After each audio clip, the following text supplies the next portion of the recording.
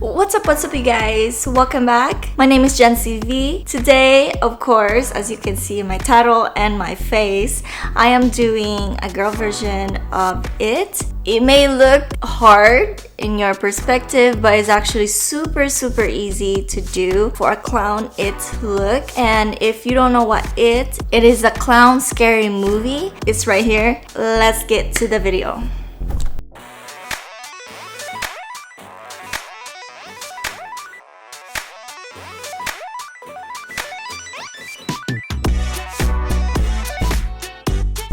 So with my face paint, Athena, I'm gonna get a sponge because it blends better than the brush, and I'm gonna just start patting that all over my face.